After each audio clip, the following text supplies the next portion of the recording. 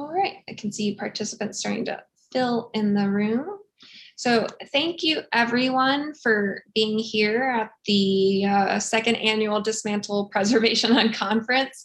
It is a real pleasure to have you here. The goal of the Dismantle Preservation Unconference is for us to create a space to elevate historically excluded narratives, to elevate lesser heard voices, and to just really have a space for us to reconsider what the historic preservation can and should look like, and to develop our toolkit in a wide variety of ways. This afternoon, if you're on the East Coast, is 2 lightning talks. Our lightning talks throughout the week are about 10-minute long. So we're going to start with Jennifer in Oregon, and then we'll move on to Nedra immediately after that. And then we're going to go into Q&A. So it'll be back-to-back presentations followed by a moderated Q&A. Feel free to use the chat feature and then also the Q&A box when questions pop into your mind or if you have thoughts that you'd like to respond to. So Jennifer, take it away. Okay, great. I'll do this lightning. Hi, everyone. I am presenting to you a little talk called Your Turn on the Saw. And I think the reason that I'm here to present to you is I'm kind of a non-traditional historic preservation student currently.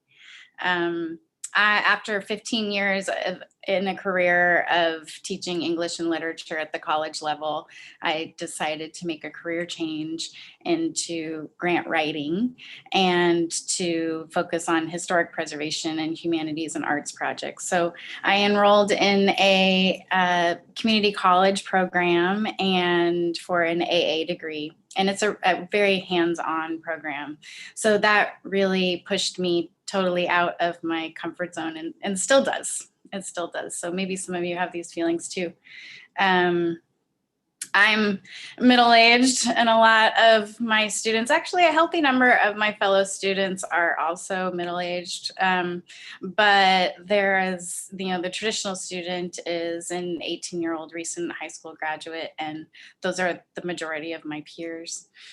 And I'm here to share 2 things. So one is the amazing work of Henry Steiner and his hand-built log cabins in the Mount Hood Forest of Oregon. And also just kind of a little story about a day at a workshop in this historic preservation program that really challenged me and helped me learn something I think that's important to share. And so the Steiner cabins are really easy to fall in love with, and I'll share some slides of them right now.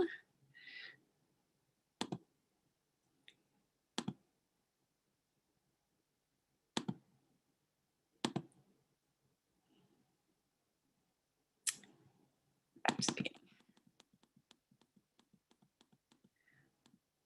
There we go. So they were built, about 100 of them were built in the Mount Hood Forest, and it's really like the example of the quintessential Oregon rustic style. And they weren't really built to last. They weren't supposed to, but they were built between 1925 and 1950, and Henry built them with whatever was really on the land. They were intended to be for loggers and foresters and really kind of temporary vacation kind of spots that weren't really supposed to last, but they're so well handcrafted. People just love them, and I'm sure you'll see why. He did all these little fun details throughout each cabin that have to do with, like, this is a doorknob to a bathroom, and they have kind of a little bit of a cult following. People really love them and want to see them remain. And they're kind of whimsical, and they're not really like any other small cabins around, when it's a Henry Steiner cabin.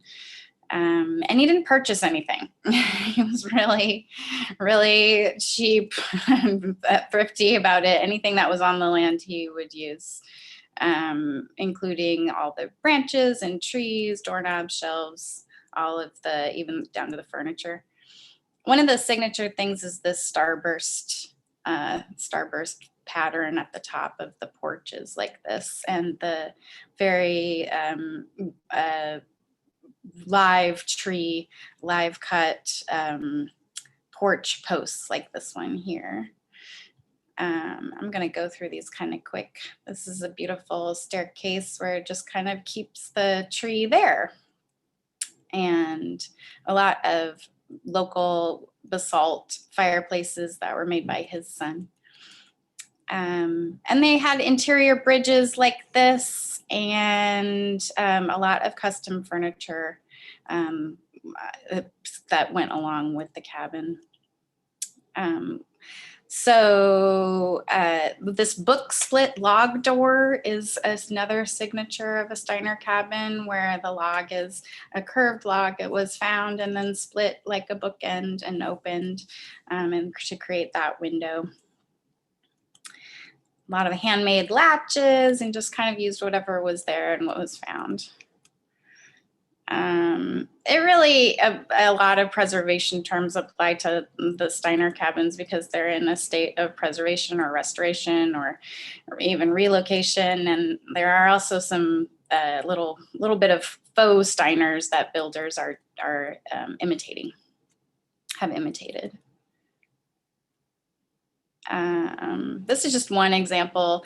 This cabin had a big tree was growing over these 100 years and was lifting the entire cabin up on one side, and the tree root was really raising the whole house. So they had to redo a septic system and fell the tree and dig the entire root out and extend a lot of extension in the back porch, as you can see. Most of the Steiners, or a lot of the Steiners, look like this. They're not really in a state of anything restoration. They're in need. They're definitely in need. This was some corn cob used to take off that's half and half of the finish. Some of the issues in preservation with these cabins are they're privately owned, so everyone has every stakeholder has a different idea of whether they should be preserved or not and how they should be done. And they've been passed down through families, so now there's split ownership also.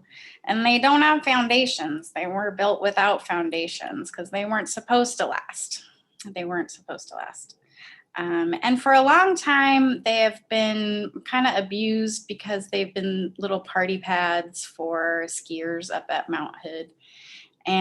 But the biggest issue really is the lack of knowledge about how to build and preserve a log cabin like this. So that's really the takeaway from the Steiners.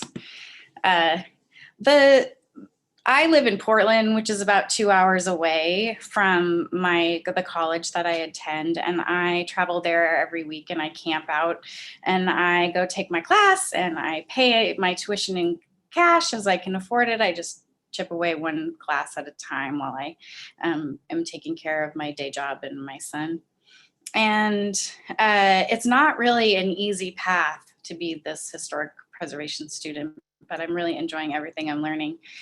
And I've learned so much in this program, from dry masonry, cemetery preservation, history of architecture, and just methods and materials. So much that is brand new to me, and I love it. But I want to tell you about one particular day during a workshop because I think it really highlights something that is unconference-y. And that is, if I was asked to talk to you about story arcs or about unreliable narrators, anything literature, creative writing based, I'd feel really confident in that, and I would want to share my knowledge with you, and because that's what I can do. But if it comes to power tools or saws, that's not something I know. And so that is intimidating for me. And so entering this program with all of that was a really big learning curve, still is. And on this particular day, we were repairing the facade of a blacksmith shop, like a 120-year-old blacksmith shop in Stella, Washington. And at one point, my amazing instructor, Lucian Swerdloff, found me and he's like, "Okay, JB, it's your turn on the saw." And I was totally terrified, completely terrified. And so I go over to the saw, I'm standing next to him, and I'm getting tunnel vision, and he's talking to me about what to do and how to do this safely. And I don't hear him because he just sounds like Charlie Brown's teacher. And all I can think is, I'm a writer. And if I lose a finger, I won't be able to type. And if I can't type, then I can't, my livelihood for myself and my son is gone. And that's all I'm thinking. And in the meantime, a lot of the volunteer carpenters who were there had kind of come around the saw to observe this lesson and to watch me. And they wanted to share their knowledge. But it made me very uncomfortable. And I think I said something like, I'd feel better if not everybody was watching me right now. And some of the guys took the hint and kind of wandered off and found something else to do. And then there were a few that just kind of hung out and stayed, and they were ready to comment and tell me what I was doing right or wrong. And they were wanting to be helpful, but wasn't really very helpful because it just made me more nervous. And I really, that day, I could not raise the courage to do that. And Lucian let me off, and he's like, okay, tomorrow, you can do it tomorrow. I still have not been on the table saw after taking many workshops. But I do know that if that was the only tool available to Henry Steiner at his disposal, he would have figured out how to use it and implement it to get the job done.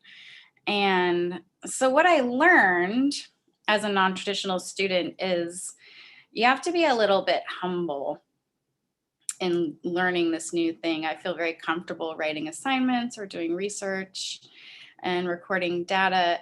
And I'm a pretty stalwart third wave feminist. And so when someone's, it's easy for me to feel like I'm being mansplained to. But what I learned is that they're wanting to share their knowledge. And that is the most important thing to learn, because these cabins and a lot of other things in the field of preservation won't happen unless the traditional knowledge is handed down. And so I learned to be open to that and to be willing to hear it and also to ask for it, that knowledge of being passed down. So that is my story, and I appreciate being able to tell it. Oh, thank you for sharing. I really appreciate that. And I look forward to the Q&A when we can dive in a bit deeper. Nedra, are you ready? Hey there. Great job, Jennifer. Yeah, I find this really interesting. Hey there, everybody. Welcome to Dismantle Preservation. I'm excited to be here. Got a chance to meet Sarah back last year when I was finishing up my MHP. She came and spoke to one of my preservation classes. So this is exciting. So I guess I'm going to share my screen real quick. All right. So just to get started, my name is Nedra Deadwyler. I am a public historian, and I will say preservationist as well. I recently graduated with an MHP last December, and I back-ended into this work because I was doing bike tours. I went on a trip with a friend who's a journalist, and this was back in 2013. And at that time, the state of Alabama had a World Heritage Grant and was laying out their civil rights trail. And I got a chance to be inspired by talking to foot soldiers, elders now, or at that time, but they had been children during the movement, and seeing place and talking to those who lived it, telling vivid stories, and all of the artifacts were surrounding them. I was moved. But before that, I have lived in 2 different cities, and the way that I navigated and learned more about it was like walking and biking. And so putting those things together, I was like, dude, a bike tour would be it. But as I began to read history, I realized that I didn't understand history. I didn't understand how it was written. It was not what I had learned in school, and it wasn't my experience or the experience of my elders. And so I decided to go back, get a master's, and thank God Georgia State has a program here. So I'm telling my story, and it's about being BIPOC. I'm a Black woman in the field, and I think it's important for us to do this work of preserving our heritage as objects, but also within the built environment, because that context is very key and important. And place has a way of showing and signifying who belongs there. And if that heritage is not represented, then we are totally erased. So we all have, like, where we live, murals is a big thing, but where we live, there are people that legacies are built upon. And we know their names because streets are named after them, buildings are named after them, airports, etc. Here, there's a mural. It's kind of hard to see, it's in the distance, but it's of John Wesley Dobbs and his son, Maynard Jackson, and who became the actual mayor of Atlanta. His grandfather had been known as the mayor of Sweet Auburn, which was the main street, one of the main streets in the Black district, in a Black district. And it had once been the richest Negro street in America. But the thing is, even though we're all not known, you know, in that sense, we all live history, we all breathe history, we all live through historic times and events. And there's something that's very unique about our perspective and our lived experiences that should be valued, and they are valuable. So this is how I see my work. It is the preservation of Black space, and that is material culture, that would be stories and narratives. And I'll tell you more about what my praxis has become, that's developed over the years. But I do want to say, for me, like, it really is about legacy. I will also add that doing the work, I have gotten very distracted by working and not necessarily attuning into family and recording a lot of stories. Over the past few years, we've lost a lot of elders, not necessarily because of COVID, but just because they got old, you know, up into their 90s.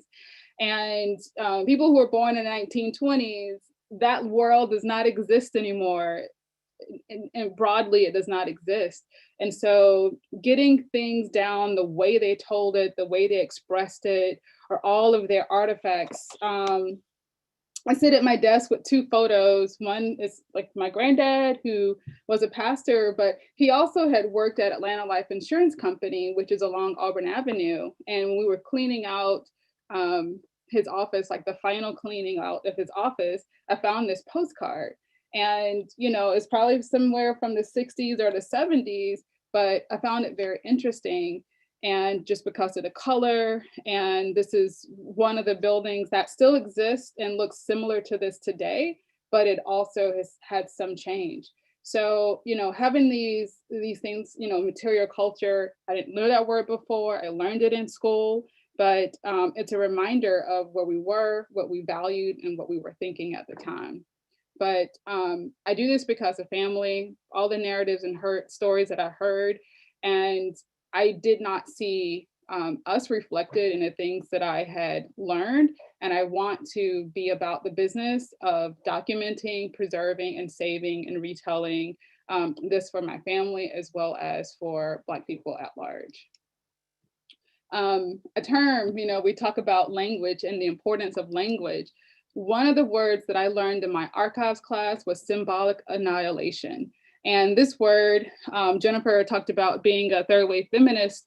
This word really was about women. It came in the media around women being erased or being shown in a very particular way. It is about sustaining white dominance and also like the patriarchy. However, this is applied to oppressed groups because of race, gender expression, national origin, like all those things, language spoken. We would say ableism, and you know, all these groups are not centered in how we tell history and tell the historical narrative. And so if they're not in the archives, if you're not in a library, if you're not in a documentary film, or if it's being shown in a way that's derogatory or not fully showing your humanity, it becomes annihilative. And so to work against this is really my goal. There's a lot of discussion around decolonize, how we think about, media, looking at art, looking at, really pretty much any sort of institution, structure, but it also needs to happen in preservation. Hence, this unconference is about dismantling preservation. We also have to decolonize this space for it to be not just inclusive, but where BIPOC folks, Black, Indigenous people of color, have an opportunity to not only be represented or be included, but we are in the forefront of telling our own narratives, our own history, documented in a way that is really about and reflective of our experiences. So this work is personal, it becomes very much like led not just by the intellect, but also by intuition. There are different spiritualities that need to be represented and guiding how people are doing the work and what is valued. It separates from white dominant culture. It is saying we are not subscribing to white dominant culture norms, meaning that the way that we track our knowledge, how we tell our stories, it doesn't have to fit a particular standard. We create a standard that is reflective and is come from and is authentic to our expressions and our lived experiences and the world that we lived in. It's questioning who is centered. It is the orientation of the work, where it's coming from, who it's directed towards, and it's the language. I will say, growing up, I loved history, I loved social studies. High school and college, took history. And even though it wasn't, a lot of it was European history or American history, I am in my Middle Ages as well. It was not represented in what I read. I had to, if I didn't find it someplace else, I might not have heard about it. And so, I was excluded from that. I'm not trying to exclude other people from Black history or Black information, Black ethos, heritage, or even the context. It's just that the orientation of that is not to white dominant culture. It has to be very specific in targeting and being directed towards Black folks. So over the years, and I've been in this project now 7 years, I've developed a praxis, and it's around education, advocacy, leading to preservation. I am educating myself or being educated through hands-on experience. That is how I learn, and that is how I like to share information, and it's conversational and it's back and forth, because it can't just be intellectual. All of this needs to be internalized and really impact our thinking and how we do things. The education is turning into advocacy. Preserve Black space is like the tagline, or really the push and what we're doing. Not only the material culture, that preserving the material culture, it needs a place, it needs to have home, it needs to be in, temperate, the right temperatures, not in a moist environment, etc. But it also needs to preserve in the built environment. So that means buildings, that means farms, it means recreational spaces. All kinds of spaces need to be saved where these stories took place, where it was held. And then so leading to the actual preservation. The work right now is really to educate others broadly so that people can do that work in their own areas, in their own family, in their community, and just to really grow this where, preserve Black space is the norm. So, feel free to get in touch with me. There's my website, Civil Bikes, and I have a consulting page, and on my LinkedIn. You can find me on Instagram at civilbikes.com. Yeah. Thank you so much. And the links for both Jennifer and Nedra's websites are in our chat, both on YouTube and Zoom. So you can easily stay in touch with both. If you have any questions, throw them into the chat or the Q&A. But also, both of you talked about the value of language, and you both talked about, really honing in on wanting to have a preservation path as a middle-aged woman. Do you think that, or what would you suggest some language shifts be, or some actions be to help, maybe your younger self have learned that this was a path that could have been taken? Do you think there is something that you could, you would suggest to nonprofits or government or public schools to shift their language for the little future Jennifers and Nedras?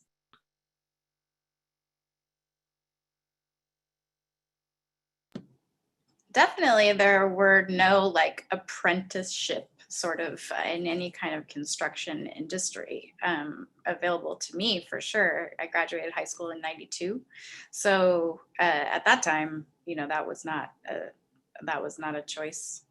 And I like seeing that there's a choice. There are choices at community colleges. It seems to be more vocational oriented than really just go for a 4-year degree. And I think that is really shifting in education, thankfully, after a lot of time. Hopefully it gets, in high school, will expand more and more into different paths and allow more skills, more skills, learning skills, that real skills that can be applied to the work of preservation. That's really good, Jennifer. To that, I'd add, I will say that when I was younger, I graduated high school in '94, so just a few years after. And at that time, I bused to school. I didn't get into all of that.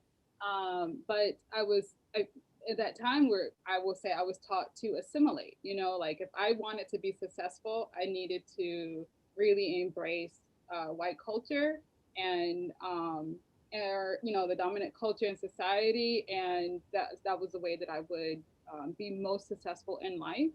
I didn't necessarily have the language to understand that, and I would just say, I think for all of us, maybe that's the critical race theory, but being able to understand how our social selves we live in a collective world. I think that language is important and should be broad. And then I would say as a kid, I wanted to try a lot of things, apprenticeship. Had conversations with friends, just the opportunity to try things, a leap year or a gap year, just being able to experience something other than, formal education, just to see if I would be good at it without jumping off this is what I'm doing for the rest of my life. So, those are the things that I would say to myself, trust your intuition, don't be afraid, try everything that you think about. Mm-hmm. Great advice, of course. But it does bring up an interesting point. Both of you felt compelled to go back and get a degree for your goals in life. Do you think that the qualification standards for preservation positions are one of the barriers to entry? Do you think we should be thinking more about apprenticeship models or reconfiguring our entry-level positions? I love the fact, Jennifer, that you're at one of the few preservation associates programs. I can think of one in Pennsylvania, but there's not that many. So why do we require a master's? What are your thoughts on these educational barriers we've created? My thoughts are that after 2 years in this program, I'm not going to know enough. I just won't. I could keep going forever. And so the idea of when do you know enough is a little murky. The GE requirements, I'm coming to an associate's degree program with a master's, and so the GE requirements of like taking business math or, you know, writing 101, which I taught for 12 years, is, you know, maybe there's another way to get into that program from later in life. And I, you know, I didn't look into the programs that well before I just jumped into this thing. And maybe this wasn't the exact path. I do know that I love what I'm learning. And I think that however it is, the knowledge is passed down generationally, like that's the important thing. And I see that happening. So. Yeah, I think it's interesting, like the construction of programs. I didn't realize, the going into it that way. I wish that my program helped me to, I wish maybe I had done for myself, was just like apply my social work. I was a social worker previously, and because I was kind of made up my own work, kind of ad hoc, applying what I do well and trying to apply knowledge to that. I wish that I had a program that was maybe non-disciplinary and I could piece and pull in different disciplines to get the exact skill set that I needed. And that's what I feel like. I was public history, but I need some preservation. I also need like art documentation, some film. Like there are other studies that would have helped maybe deeper into history, maybe some natural science, like, you know, being able to study other things. But then I think one of the questions that I get all the time is just like, you're already doing the work, why'd you go back to school? So I think there are a lot of us, I mean, if you don't want to do a formalized job, you showing up as yourself really is enough. And some of those technicalities, an apprenticeship would be really nice. And maybe now that you know, Gen Z is not necessarily going off to college, that some change really is going to happen in a formalized way and not just I don't know, like this kind of in an ad hoc way. So yeah. I don't know. It's interesting to see what could happen next. I would totally sign up for a show up as yourself workshop. The CLAPSET program, and probably the same with other small programs, is very geographically specific to where it is located. So what I would wish for is to be able to move around the country and be able to do hands-on programs in different places. That would be dreamy. Would be great. And I will suggest to everyone, if you're looking for some low-cost hands-on skill development, HistoriCorps does projects across the country, and there's typically no fee to attend them. You just have to get your tush to the work site and work for a weekend and learn a skill. So I really appreciate you two taking a bit of time from your afternoon to spend with us. Do you have any closing remarks before I rattle off some upcoming events? No, thanks for the inclusion. I'm happy for everything that's being presented to learn in your conference, your unconference. Thank you. I guess I would say thank you so much to Sarah. I've enjoyed, this is great. It's nice to meet someone else across the country and to engage with you again. I think the only thing that I would leave, I would say everybody's kind of different and unique in many ways, that your process is probably also different, or something about what you do. Feel good about documenting it and sharing it with other people. So keep having me, Sarah. As long as I can find the money so that they can keep being free or low cost. So tonight we're going to continue to explore pathways a bit. There's a conversation called PhDs, Place in Preservation. And even if you're like me and you have zero interest in PhDs, I highly suggest in attending the conversation. We have women from across the country who pursued different PhDs in pursuit of their preservation public history goals. And none of them have the goal of becoming a tenured professor. So why the heck have they chosen this path? How has it shaped their activism? All of the panelists are activists, and it's really interesting to see how, like has been stated, how have they found interdisciplinary approaches? How have they found mentors? It's I got to sit in a planning session and just really thoughtful commentary on how we can do better to make space for everyone along their path and how to create support systems so that they feel like they have the ability to move forward. So again, thank you, Jennifer and Nedra, for being here, and then for all of you attending to be a part of this year's Dismantle Preservation. We'll have events the rest of the week, and poster presentations are also